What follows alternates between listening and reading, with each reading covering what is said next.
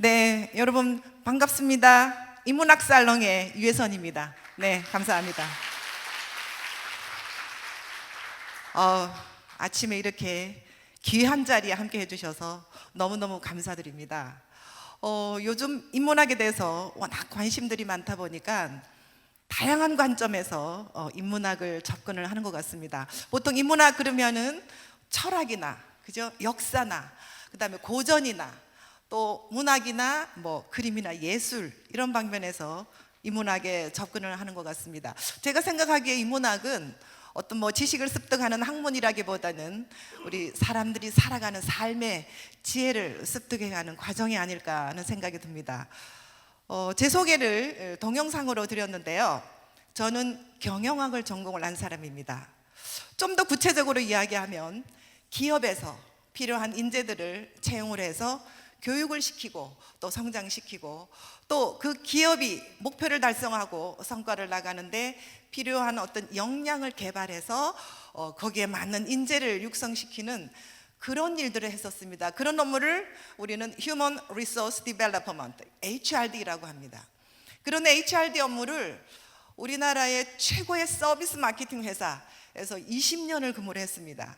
그래서 계열사를 다니면서 회사가 새로운 프로젝트를 할 때마다 제가 가서 체계를 만들고 또 교육 시스템을 만들고 또 그런 보상 시스템을 만들어서 마케팅적으로 성공하는 그런 제 나름대로 업무 현장에서의 어떤 경험들이 있습니다.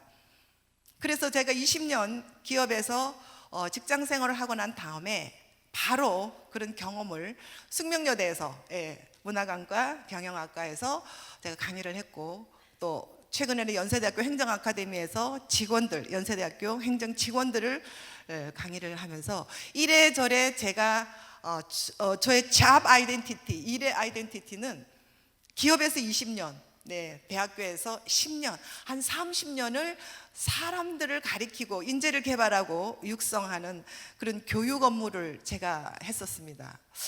교육을 전문으로 한 사람이 어떻게 인문학에 접근을 할까? 여러분들 좀 궁금하시죠?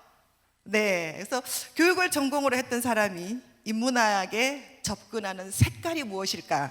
여러분들 소개를 드렸는데 색깔로 이야기하면 저의 색깔은 너의 색깔이 뭐냐? 이러면은 저의 색깔은 써니블루입니다. 이렇게 이야기를 합니다. 그런 색깔이 있어요. 그러면 있습니다. 제가 있다고 이제 제가 정한 거죠. 여러분들 세계적인 칼라 협회 팬톤 연구소라는 데가 있습니다. 작년도 2014년도 우리나라 청마해를 맞이해서 올해의 색깔을 다즈닝 블루다 하고 이렇게 정합니다. 그러니까 이게 세상이 발달하고 경제가 발달하고 세분화될수록 컬러도 굉장히 전문적으로 이렇게 발달하는 것 같아요. 그래서 제 아이디가 써니입니다. 보통 그 착할 선자 유혜선으로 끝나면 써니라는 아이디를 많이 써요. 근데 너무 평범하잖아요.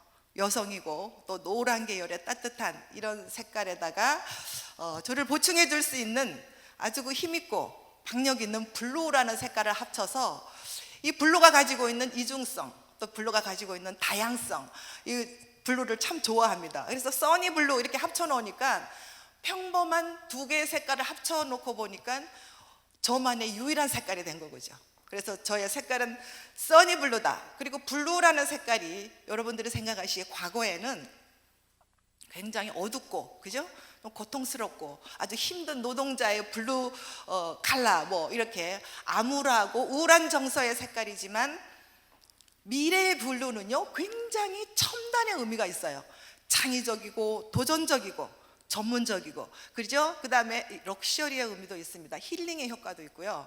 그리고 이 블루가 가지고 있는 그래서 이 대기업 삼성이나 페이스북에서 색깔이 블루입니다. 굉장히 첨단의 뜻을 가지고 있고 미래지향적인 어떤 활기찬 그런 색깔의 특징을 가지고 있습니다. 제가 쓴 책 중에서 아까 소개를 드렸는데 21세기를 리더하는 창의적 블루 스타킹이라는 책이 있습니다. 2008년도에 제가 그 책을 썼는데 2009년도에 그 여성부 장관 그 당시에 변도윤 여성부 장관님이 계실 때 제가 여성부 사이버 대한민국 대표 멘토 10인에 선정이 돼가지고요 제가 이 책을 선물을 드렸습니다. 그래서 장관님께 앞으로 블루 스타킹이 활동하는 그런 시대가 올 것입니다 하고 했더니 너무 좋아하시더라고요. 근데 안 팔려요. 좋은 책임에도 불구하고 너무 좋아서 그러는지 안 팔려요. 근데 제가 생각하기에 여기 오신 분들이 이렇게 인문학을 교육 강의를 들으시고 자기 삶을 성찰하고 하시는, 저는 여러분들이 블루 스타킹이 아닌가 하는 생각이 드는데요. 물론 스타킹에 좀 여성의 의미가 있긴 하지만 네, 지금쯤 썼으면은 아마 잘 팔리지 않았을까 하는 생각이 듭니다. 블루 스타킹, 써니 블루가 이야기하는 르네상스, 인문학 르네상스에 대한 얘기를 좀 해볼까 합니다. 유해선의 인문학 르네상스, 인문학은 살롱으로부터 출발합니다. 제가 아까 저는 교육을 하는 사람이라고 그랬어요. 제가 이때까지 30년 동안 교육을 해왔는데 이때까지 제가 해왔던 교육의 방식과 앞으로 해야 할 교육의 방식은 너무나 다르리라고 생각을 합니다. 그렇죠?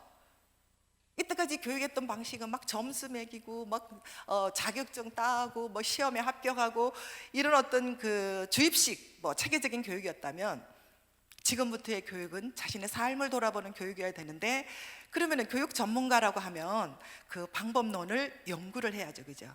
그래서 저는 17세기, 18세기 지금 프랑스와 유럽의 문화가 이렇게 활짝 꽃피울 수 있었던 프랑스의 살롱 문화, 로코코 시대의 화려한 이런 기부인들이 중심이 돼서 진행을 했던 살롱 문화를, 이것처럼 좋은 학습 동아리가 없겠구나. 특히 우리 100세 시대를 살아가야 합니다. 그죠? 100세 시대에 저는 평생 이렇게 학습하면서 사는 것이 살아가는 힘이라고 생각해요.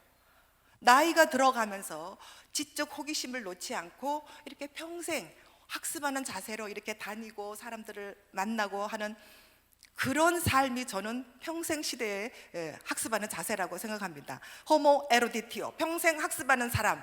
그러면은 이때까지 교육의 방식으로는 안 되고 학습 그 자체가 놀이가 되고 즐거워야 되겠다. 호모 루덴스, 학습하면서 재밌게 즐겁게 할 수 있는 게 뭘까? 그래서 이 살롱 문화를 벤치마킹을 하면서 이 당시에 이 살롱은 그 당시에 사교와 토론과 문화와 만남과 예술이 함께 하면서 또 더군다나 시대 정신까지 같이 하고 있습니다.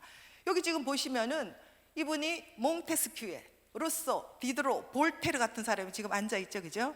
그리고 여기는 지금 신인 희극 배우가 시나리오를 하면서 낭송을 하고 있습니다. 그걸 지금 다 듣고 있죠. 그다음에 여기 지금 벽에 보시면은 그 당시의 화가들은 세상에 자기 그림을 내놓는 데뷔 무대가 이런 살롱이었었어요. 그죠?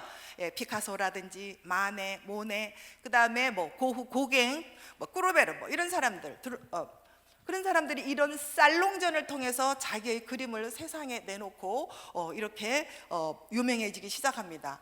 그런 그림이 있고 토론이 있고 문화의 공간이 있는 이런 살롱이 저는 앞으로 21세기의 평생 학습 시대에 특히 리더들이 해야 할 학습의 공간으로 너무 감성 커뮤니케이션이 가능한 장소다 해서 제가 이 살롱 모임을 벤치마킹을 했습니다. 그래서 여기 지금 앉아있는 부인이 조르팽 부인입니다.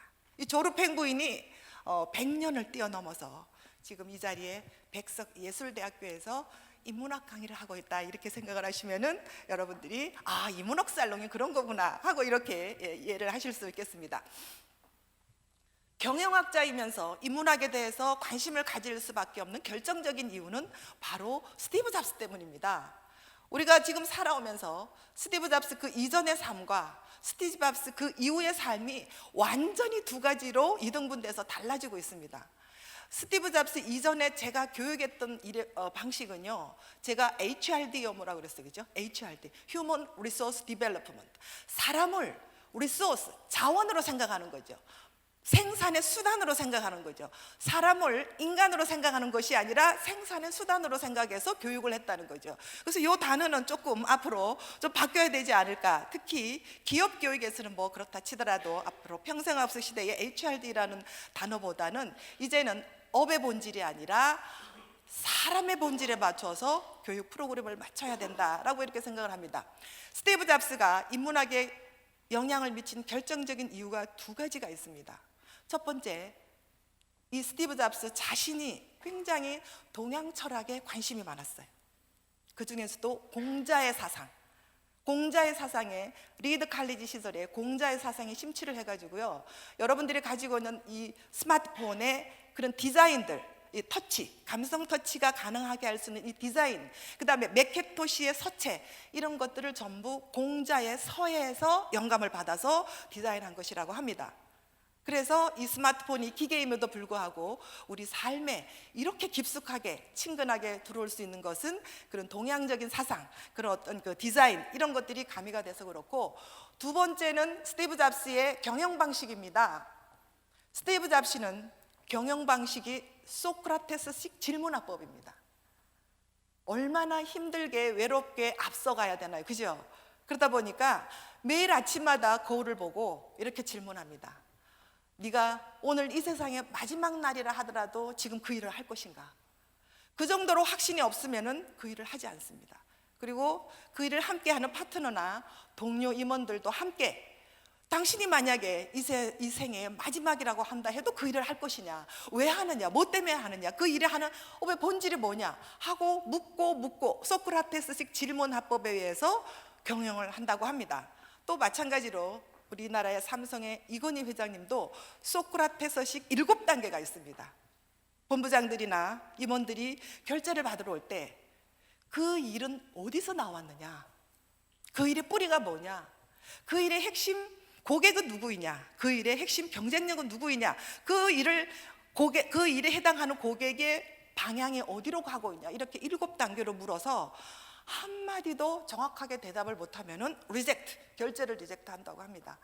뭐 세상이 삼성의 이건희 회장님과 스티브 잡스가 그렇게 경영을 한다면 뭐 글로벌 기업이나 우리나라 모든 기업이 따라할 수밖에 없는 거죠. 그래서 스티브 잡스는 공자님과 소크라테스가 살아서 나와 함께 점심을 할 수 있다면은 내 애플의 전 재산을 다 드리겠다 할 정도로 굉장히 인문학적인 사고를 가지고 경영을 했던 사람입니다. 그래서 지금 대학교에서는 인문학의 위기라고 하지만 기업에서는요, 지금 모든 사람의 채용하는 방식과 모든 교육 방식이 인문학적으로 사람 본질에 대한 이해로 이렇게 바뀌어가고 있다고 합니다. 제 입장에서 인문학을 교육 프로그램으로 할 수밖에 없는 가장 결정적인 이유는, 제가 입사를 해서 20년을 회사에서 일을 했는데 처음에는 일을 할 때는 전부 일을 손으로 몸으로 했었어요. 그죠? 손으로 몸으로 이렇게 했던 업무가 90년대 넘어가니까 책상에 컴퓨터가 깔리기 시작하면서 제가 퇴사를 할 쯤에 2000년도쯤에는 한 사람이 입사할 때 한 100명 이상이 했던 업무를요, 그것도 부서마다 틀려가면서 했던 그런 업무를 제가 퇴사를 할 때쯤에는 여직원이 프로그램 하나로, 엔터키 하나로 그냥 그 자리에서 쫙쫙 일을 처리합니다. 그것도 너무 신속 정확하게 데이터 전송을 하면은 경영기획, 회계, 감사, 뭐 물류, 마케팅, 재고, 창고까지 그냥 데이터가 쫙 전송이 돼서 그 자리에서 그냥 다 되는 거죠. 얼마나 많은 인력이 감축되는지 모릅니다. 그래서 일의 방식이 달라지고 있다는 거죠. 그래서 제가 기업에 가서 강의를 할 때 지금 여러분들이 하고 있는 일이 한 달 전에도 그 일을 하고 1년 전에도 그 일을 했으면은 그 일은 조만간 없어질 것이다. 단순 반복되는 일은 없어지고, 그럼 어떤 일만 일로서 살아남느냐? 사람의 마음을 움직이는 거죠. 사람 마음 속에는 감정이라는 게 있습니다. 그죠? 그 감정을 지배하는 것은 인간의 뇌가 지배합니다. 그래서 지금부터 스티브 잡스 이후의 모든 일 또는 교육은 사람의 마음과 감정과 또 뇌를 생각하는 그런 쪽에 목표를 맞춰야 된다고 생각을 합니다. 이런 사태를 짐작했던 사람이 100여 년 전에 니체라는 사람이 있습니다. 아주 나쁜 남자예요. 제가 대학교 다닐 때는 헤겔의 정치 사상을 논문을 쓰고 헤겔에 대해서 빠져 있었어요. 헤겔, 칸트 이런 어떤 독일 어떤 이성주의적인 관념론에 맞춰서 제가 헤겔의 정치 사상에 대한 논문을 썼는데, 그때는 이 니체 같은 사람은 엉터리 철학자야, 미친 사람이야, 그리고 나치 히틀러의 하수인이야, 저런 사람의 무슨 뭐 이렇게 해서 굉장히 제가 나쁜 남자라고 쳐다도 안 봤던 그 남자가 요즘은 나쁜 남자의 유혹에 빠지기 시작합니다. 니체가 그 당시에 모든 절대 왕정이 무너지고 계몽주의와 시민혁명에서 절대 왕정이 무너지고 또 종교와 기독교가 부패하고 타락하는 그런 세기 말에 붕괴되는 모습을 보고 신은 죽었다. 신이 살아있다면 인간들이 저렇게 몰락하고 비참하게 죽어가는 모습들을 그냥 놔둘 리는 없다. 신은 죽었다. 그래서 앞으로 미래의 세대는 그런 이성적 체계에서 억눌려 있던 인간의 감성을, 인간의 본능에 의해서 움직이는 세상이 올 것이다. 지금 여러분들은 내 말을 안 믿겠지만 앞으로 100년 뒤에, 200년 뒤에 더 이런 시대가 올 것이다 라고 예언을 했습니다. 지금 딱 그 시점이잖아요. 그렇죠? 경영학을 전공한 사람으로서 저는 절대적으로 Management is die, 경영학도 죽었습니다. 경영학이 뭐예요? 일하는 방식이 철저하게 서구의 합리주의, 이성에 의한 일하는 방식입니다. 측정할 수 없으면 관리할 수 없고, 관리할 수 없으면 개선할 수 없다. 측정하고 관리하고 개선할 수 있는 업무 시스템에 맞추어서 제가 교육을 시키는 거죠, 직원들을. 그렇지만 사람의 마음을 어떻게 측정하고 개선합니까? 그죠? 이거는 업의 본질에 대한 이야기가 아니라 사람의 캐릭터에 관한 문제고 사람의 본질에 대한 이야기인데, 그래서 매니지먼트 is die.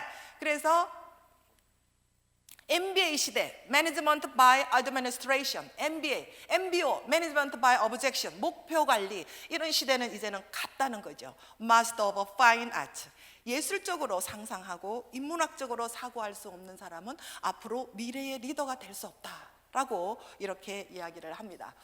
자, 그래서 니체 이후에 이제 우리는 닫혀있던 대중의 세계에서 열린 개인의 세계로 서서히 관점을 바꿔놓고 보니까 어때요? 우리가 산업이 발달하고 과학이 발달하고 굉장히 우리나라 같은 경우는 뭐 G20에 들어가고 기적을 이룬 나라, 그렇지만 기쁨을 잃은 나라. 외국 사람들이 우리나라를 외형적으로 성장에는 성공했지만 영혼이 없는 국민이다 라고 이렇게 이야기를 합니다. 닫혀있던 그런 대중들의 체제에서 뚜껑을 열고 그 안에 숨어있는 한 개인을 들여다보니까 너무나 불안에 떨고 있어요. 그죠? 스트레스, 뭐 절규하듯이. 에드바르드 뭉크, 이런 사람은 이 사람의 감정을 화폭에다 그려놓고 있어요. 그리고 사춘기의 미성숙한 아이처럼 자꾸 초라했어요. 허우대는 멀쩡하고 막 나 어디 누구야 하고 다니는 사람도 내면으로 들어가 보니까 불안과 초조에 떨고 있다는 거죠. 니체식으로 이야기하면 우리가 이렇게 돈을 잘 벌고 잘 먹고 잘 살지만 우리가 이렇게 도덕적으로 사는 것 같지만 노예의 도덕으로 살았다, 노예의 도덕으로 살고 있다. 아무도 주인의 도덕으로 살고 있지 않다는 거죠. 가진 자, 부와 권력을 가진 사람한테 성실하게 복종하고 순종하는 노예의 도덕으로 이렇게 살고 있는 거지. 그렇다 보니까 그런 어떤 노예에서 위의 시스템을 걷어내고 보니까 한 개인의 감정은 너무나 이렇게 불안에 떨고 있는 거죠. 에드바르드 뭉크, 절망과 공포의 화가 거의 니체하고 친구입니다. 조금 이제 연배가 있기는 하지만 뭐 니체의 초상화도 그려주고 할 정도로 거의 같은 과예요. 여러분들 이런 어떤 사람의 마음을, 감정을 화폭에 담는 이런 그림은 이전의 전통주의 방식에는 없었어요. 그렇죠? 이 이전의 그림은 어떤 그림만이 화폭에 담았나요? 역사적인 영웅이나 히스토리, 어떤 성서 이야기나 아주 이상적으로 모델링화된 이런 그림만 아주 폼좋게 그렸지, 그런 사람들이 보면 저게 그림이야? 인간의 마음을 그림으로 표현한 거예요. 그래서 이걸 미술사적으로도 굉장히 의의가 있는 표현주의입니다. 그러니까 이때부터 니체 이후에 이런 사람의 마음을 표현하는 표현주의가 나타나기 시작한 거죠. 그래서 우리가 이렇게 영혼이 가난한 나라에서 조금 더 인문학적으로 성숙을 해야 하는 그런 필요가 있지 않을까 하는 생각에서 제가 인문학을 강의를 합니다. 그래서 프랑스의 철학자 미셸 푸코는 감시와 처벌이라는 책에서 산업 자본주의의 화려한 물질주의와 권력은 아주 교모하고 정교한 시스템으로 대중을 이렇게 몰 개성화, 몰 개인화로 가두어 버리고 말았다. 그죠? 그래서 독일의 철학자 위르겐 하버마스는 이러한 사태를 시스템에 의한 생활 세계의 식민지화다. 우리가 잘 사는 것 같지만 노예의 도둑으로 식민지처럼 살았다는 거죠. 저는 이 말을 들으면요, 제 친구가 생각이 납니다. 저는 고향이 부산입니다. 부산에서 올라와서 제 친구는 아주 미모도 뛰어나고 머리도 좋고 공부도 잘했어요. 근데 집안이 가난해서 항상 부모님이 월세집, 전세집을 전전하면서 그 주인한테 어릴 때 그 구박받는 이런 생각이 너무 가슴이 아파서 나는 서울에 가서 돈을 벌어서 서울에서 최고 멋진 집을 살 거야 하고 꿈을 꾸고 서울에 올라옵니다. 그 당시에는 또 그게 가능했던 시절이었었어요. 그래서 부동산과 주식과 이런 데 금융에 대해서 공부를 해서 정말 꿈은 이루어진다고 강남에 우리나라의 부의 상징이라고 할 수 있는 최고급 주상 복합 아파트에 입주를 하고요. 그 다음에 땅도 많이 하고 또 여러 개 아파트도 했어요. 뭐 제가 생각하기에는 그냥 부러울 따름이죠. 고향 친구기 때문에 언젠가는 한번 만나지 않겠어요, 그죠? 그래서 한번 만났어요. 만나서 이야기를 하는데 처음에는 이렇게 막 너스레를 떨더라고요. 근데 이야기를 하다가 나오는 말이 나는 30년 동안 금융의 노예로 살았다 라는 이야기를 합니다. 아니 행복해야죠. 꿈을 이루었는데 어떻게 금융의 노예로. 이 노예라는 말은 우리 인문학적 삶의 가장 반대적인 이야기가 노예적인 삶이죠, 그죠? 노예로 살았다라고 이렇게 이야기를 합니다. 은행 대출금 받을 때 돌아오는 날짜가 되면은요, 은행장 붙들고 매부 울다시피 하고 봐달라고, 한 번만 봐달라고, 뭐 그냥 은행의 노예로 살았다 이렇게 이야기를 하더라고요. 야, 이게 니체가 말한 대로 부와 권력이 다는 아니구나 하는 생각을 했습니다. 제가 좀 더 실질적인 이야기로 들어가 볼까 하는데요, 영혼을 그리는 화가 일리아 레핀의 아무도 기다리지 않았다, 이 그림을 보면은요, 저는 또 생각나는 사람이 있어요.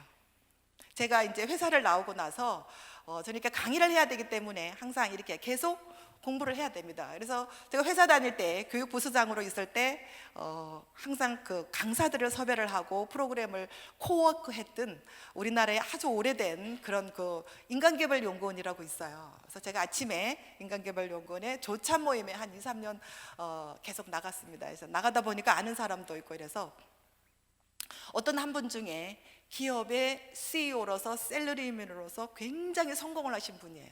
그래서 리타이어를 했습니다. 대그룹에서 전문 경영인으로 일을 하셨기 때문에 누구라 그러면 알아요, 여러분들.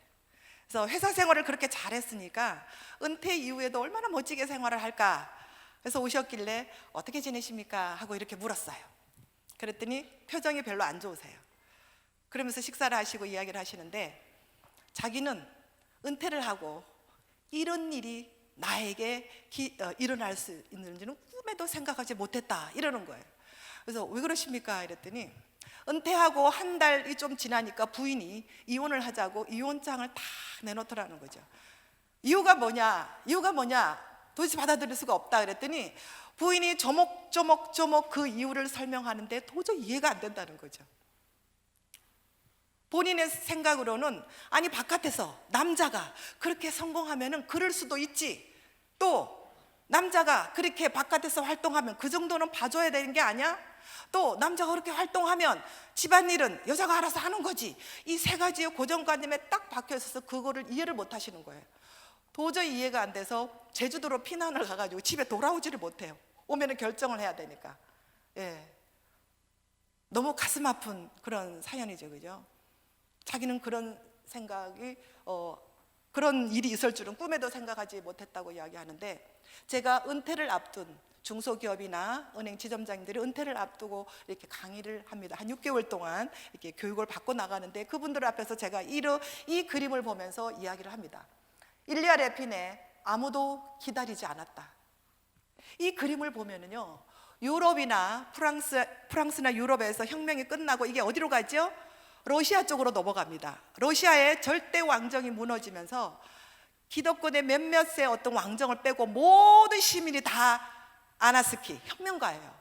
특히 이런 어떤 예술가들, 민족 지도자들, 시인들, 정신적으로 이런 정신적 지도자들 전부 혁명운동에 참가합니다. 그래서 이 사람 자체가 일리아 레핀일 수도 있고요.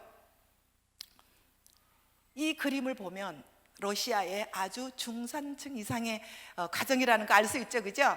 여기 소파가 있고 이렇게 보면은 가정부가 둘이나 있어요, 그죠? 그래서 가정부가 웬 낯선 사람이 쑥 들어오니까 본 적이 없는 사람이에요. 저 사람 누구야? 하고 보지만 아주 이 눈매를 보면 아주 그냥 뭐 초롱초롱하게 살아 있습니다. 그리고 이 딸은 아빠 얼굴을 본 적이 없는 것 같아. 누구야 저 사람? 그리고 아들은 이렇게 웃고 있잖아요. 희미하게나마 어릴 때 아빠 얼굴을 한 번은 본 적이 있는 것 같아요. 그리고 부인이 피아노를 치다가 남편이 들어오니까 쑥 고개를 돌립니다. 저는 이 사람이 딸인 줄 알았는데 땡겨서 보니까 머리가 하얘요. 그죠? 엄마예요. 검은색 면사포를 쓰고 있습니다. 아들이 죽은 줄로 알고 있는 거죠. 죽은 줄로 알고 있던 아들이 쑥 들어오니까 놀래가지고 자리에서 벌떡 일어납니다. 그리고 이 그림을 보면은요, 그 시대의 러시아의 시대상을 잘 알 수가 있는데, 여기 지금 이 그림은 예수님이 십자가에 못 박혀서 돌아가신 골고다 계곡입니다. 그 골고다 계곡의 양쪽에는 민족 지도자들, 우리나라식으로 이야기하면 도산 안창호 선생님이나 김구 선생님처럼 나라를 위해서 혁명을 하고 계시는 이런 민족 지도자들의 사진이 있고, 그죠? 자기 아들도 이렇게 이 정도 일을 하고 있다고 예수님과 거의 같은 수준에 놓고 대단한 자부심을 가지고 있는 거죠. 그런데 막상 아들이 그렇게 오랫동안의 야외 생활을 하고 집에 들어오니까 너무 어색한 거예요. 이 남자도 그렇게 바깥에서 큰일을 하고 돌아왔지만 이 집안에는 내가 없는 상태에서 너무나 편안하게 돌아가고 있고 아무도 나를 기다린 것 같지가 않다라는 이야기를 합니다. 대부분의 우리 지금 열심히 일을 하고 있는 아빠들이 가정에 돌아갔을 때 느끼는 그런 공허한 마음이 아닌가 생각을 합니다. 그래서 대한민국 남자는 무엇으로 사는가? 제가 이분들의 어떤 연령대와 비슷합니다. 베이비 부머 세대들, 그죠? 지금 막 회사를 나오고 있거나 나올 준비를 하고 있거나 이미 나왔거나 플러스 마이너스 뭐 이렇게 해서 거의 비슷한 사람들이, 이 사람들은요 일을 하는 것밖에 몰랐어요. 오로지 나라와 국가와 가정을 위해서 죽도록 일하는 것밖에 몰랐어요. 그리고 한 번도, 저 교육도 그렇게 했잖아요, 그죠? 조직의 리소스, 생산의 수단으로만 사용이 됐지 자기가 어떤 거를 잘하고 어떤 때 기쁨을 느끼고 어떤 때 행복한가 이런 걸 한 번도 생각해 본 적도 배워본 적도 계획해 본 적도 없는 사람이 지금 이 시대에 나오고 있습니다. 너무나 뼈 빠지게 열심히 일한 세대, 너무나 불행하게 버려지는 세대, 지금 이 아빠들입니다. 그래서 이 아빠들이 지금 아무런 준비 없이 나오면서 이런 컴플렉스에 시달리고 있습니다. 우리나라의 장남은 죄인입니다. 죄인. 장남 가장 컴플렉스, 만능 가장 컴플렉스, 사내대장부 컴플렉스, 이런 컴플렉스에 시달리면서 준비도 없이 세상을 나오고 있죠. 아무도 이런 열심히 바깥에서 일한 아빠를 아무도 가정에서는 기다리는 사람이 없는 거죠. 우리나라에 해당되는 건 아니고 일본의 50대 60대 주부들에게요 설문을 했습니다. 어떤 남편이 제일 좋으냐? 여러분 아실 거예요. 돈 있는 남자도 아니고 인물 좋은 남자도 아니고 힘 좋은 남자도 아니다. 어떤 남자? 집에 안 들어오는 남자. 그래서 우리나라에서 최고 인기 남편이 누구냐 하면 송혜 선생님입니다. 송혜 선생님. 1년이 넘도록 돈 버시지, 전국 다니시면서 뭐 맛있는 특산물 다 보내지, 틈틈이 비우시지, 집을 비우시지. 최고의 인기. 그래서 지금 전국 노래자랑에 송혜 선생님 내려오기를 기다리던 후배 코미디언들이 그냥 포기했다고 합니다. 이거 안 되겠다, 저 자리는. 예, 임성훈 씨나 뭐 엄영수 씨나 이런 사람들 그 다음 나야 그러고 있다가 다 포기했다고 합니다. 예. 우리 아빠 세대들이 이렇게 참 열심히 일했지만 가슴 아픈 세대를 살아가고 있습니다. 게스타프 그룹에 돌 깨는 사람들, 이 그림을 한번 보세요. 노동이 신선한 것만 아니다. 에드바르드 뭉크와 마찬가지로 우리 게스타프 그룹에도 이런 소재를 그림에 올릴 수가 없었어요. 니체 이전에는 이상주의, 그죠? 여기가 똥짤망한 나폴레옹도 막 이렇게 팔등신으로 그려놓고 영웅주의, 이상주의, 뭐 성서 이야기, 전설적인 이야기, 그런 것만 화폭에 올릴 수 있지 이런 일상의 고단한 서민들의 생활을 화폭에 올릴 수가 없었어요. 그렇지만 니체 이후에는 이제는 모든 사람들이 이제 자각을 해서 이 구스타페 그룹에는 보지 않은 것은 이제 절대로 안 믿겠다. 왜? 너무나 허망하게 무너지는 것을 다 봤기 때문에. 신은 죽었고 이제는 이상은 없다. 보이는 것만 그리겠다. 천사가 있느냐? 보여달라. 천사가 보여주면 내가 천사를 그리겠다고 할 정도로 이 시대의 사람들의 사고방식은 이제는 안 믿겠다 이거예요. 본 것만 그리겠다. 그래서 이 시대에 고단하게 살아가는 우리 이 아빠의 이 모습을 한번 보세요. 거의 은퇴를 하고 이제는 집에서 쉬셔도 될 정도의 나이인데도 이 당시에 이런 돌 깨는 일이 제일 힘들게 살아가는 사람들이 밥을 먹고 살 수 있는 이런 일이었다고 합니다. 이 낡은 구두, 그죠? 아주 구멍난 밀짚 모자, 이 색채가 얼마나 어두워요. 참 가슴 아파요. 아, 힘들게 살아가는 부자이구나 하는 거를 우리가 금방 느낍니다. 그리고 이들에게 희망이라고는 요 끝에 조금밖에 없어요. 그러니까 이런 사람들을 우리는 힘들게 살아가는 블루 칼라라고 이야기하죠, 그죠? 그래서 저는 이런 사람들을 보면은 그러면 이 시대의 화이트 칼라는? 하고 질문을 던집니다. 이 시대의 화이트 칼라는 어떻게 살아갈까? 제가 이제 이렇게 강의를 하잖아요. 몇 년 전에 공무원 교육을 갔어요. 고위직급자들이신 것 같아요. 예, 흔히 지금 나타날 수 있는 일들입니다. 좀 이렇게 나이가 드시고 고위직일수록 이렇게 교육에 참여시키기가 굉장히 힘들어요. 어텐션 하기가 굉장히 힘들어요. 그래서 이렇게 조별로 이렇게 짜여져 있어서 이렇게 조별로 자기소개를 하고 자기가 하시는 일을 이제 다른 부서에도 오셨으니까 이렇게 소개도 하고 3분 스피치를 하겠습니다 하고 이렇게 했어요. 그랬더니 저 뒤에 좀 나이가 드시는 분이 아 말이야 우리가 하는 일이 나라 일이 얼마나 하는 일이 많은데 30분 해도 모자라는데 그걸 3분 안에 요약하라고 하냐고 다 이야기를 하시는 거예요. 그러면은 초보 강사들은 쫌니다 이렇게 되면, 그죠? 그래서 이제 저는 이제 경력이 있잖아요. 이럴 때 제가 직접적으로 응대를 해서 이렇게 하십시오 하는 것보다 이 분위기에서 저를 도와줄 사람이 필요해요. 여기 이제 우리 총장님 같으신 분을 딱 봅니다. 이렇게 보니까 어떤 분이 탁 일어나가지고 제가 보기에는 굉장히 젊어요. 자신이 하는 일을 3분 안에 요약하지 못하는 사람은 자기가 무슨 일을 하고 있는지도 모르는 거하고 같아. 딱 이렇게 정리를 해버리시는 거예요. 제가 원하는 답이 그거예요. 30분 아니면 3시간 아니면 석 달을 하더라도 그걸 3분 안에 요약해서 나 이런 일을 하는 사람입니다 하고 요약하지 못하는 사람은 핵심을 모른다는 이야기와 같은 거죠. 그랬더니 그분 한마디에 전부 다 그냥 이렇게 뭔가 이제 이렇게 책상을 당겨서 이렇게 막 작성을 하고 그러시더라고요. 그래서 이제 워크숍이 아주 재미있게 이렇게 진행이 돼서 제가 오후쯤에 그분한테 가가지고 재밌으십니까? 괜찮으십니까? 힘들지는 않으세요? 그랬더니 다른 부서 사람들하고 이렇게 이야기도 하고 하니까 참 좋다고 이렇게 이야기를 하시는 거예요. 혹시 마음이 상했을까 봐. 그래서 아까 그분이 누구십니까? 그랬더니 자기 부서 팀장이래요. 조금 거짓말 보태면은 아들과 아버지 같은 사람인데 자기는 팀원이고 그 사람이 팀장이에요. 그래서 흔히 있을 수 있는 이야기.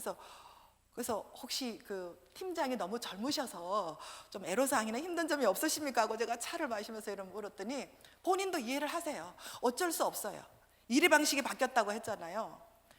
외부에서 메일이 오거나 어떤 첨부 자료가 오면 영어나 통계 이거를 읽어내지를 못하는 거죠. 그 젊은 애들은 한글 읽듯이 영어를 읽어서 바로 그냥 보고서를 작성하는데 안 되는 거죠. 그리고 이 컴퓨터 실력이라는 게 이 돋보기 쓰고 독수리 타법으로 이제는 팀원이니까 보고서를 직접 써야 되는 거죠. 본인도 압니다. 그래서 그 아들 같은 팀장이 업무 분장을 참 잘 해준대요. 그래도 이렇게 해서.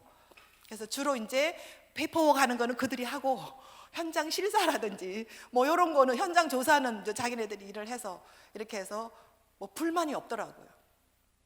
근데 불안하잖아요. 그래서 그 만년 부장, 기업에서도 만년 부장 이런 사람들은요 끝나고 나면 밤 11시 넘도록 컴퓨터 학원, 영어 학원을 다닙니다. 근데 그분들이 아무리 불안하니까 다니는 거예요. 아무리 열심히 해도 절대 태생적으로 안 됩니다. 이거는 능력이 있고 안 되는 건 문제가 아니라 태생적으로 안 돼요. 근데 아무것도 안 하면 불안하니까 가서 공부하고 12시, 11시가 넘도록 저녁마다 끝나면은 학원에 다니시는 거예요. 지금 이것이 그 자리를 지키고 있는 화이트 칼라들의 어떤 비애입니다. 엄청난 노동에 시달리고 있어요. 이 컴퓨터 이거 하면 어깨도 아프고요. 여러분들 해보셔서 알지만 보고서 쓰는데 요즘 제가 숙대에서 강의를 하잖아요. 학생들 제가 이렇게 조금이라도 설명하면은요 눈은 나한테 대놓고 밑에 책상에서는 핸드폰으로 지네들끼리 1분에 몇 타씩 치는 줄 아세요? 아주 보지도 않고 쳐요. 이런 애들하고는 태생적으로 이게 경쟁이 안 되는 거예요. 화이트 칼라들 엄청난 노동에 시달립니다. 그래서 어차피 자기는 더 승진을 하거나 기업에서는 임원이 못 된다고 못 되고 나가야 되는 걸 알고 있어요. 꿈이 뭡니까? 하고 물었더니 정말 우리 딸년 시집 갈 때까지만 버티는 게 꿈이에요. 우리 아들 군대 갔다 와서 취업할 때까지 어찌든지 그냥 뭐 원망도 없대요. 그냥 그 불만도 없대요. 우리 딸년 시집 갈 때까지만. 그래도 직장에 있을 때 그래도 시집을 보내야 이분들이 내가 은퇴를 해서 뭐를 할까 이런 거를 아무런 생각이 없어요. 오로지 버티는 거. 여러분들 아빠들이 지금 우리 아빠 다행히 안 잘렸어. 지금 그 상태에 있습니다. 그 상태. 은퇴는 축복이 돼야 된다고 생각합니다. 그 직장 생활을 끝나고 나 이제 일 끝냈어. 나 새로운 일에 도전하는 은퇴는 축복이 돼야 되는데 우리 이 시대를 살아온 이 베이비 부머 세대들, 우리 아빠들은 은퇴는 축복이 아니라 엄청난 재앙입니다. 아무 생각 없어요.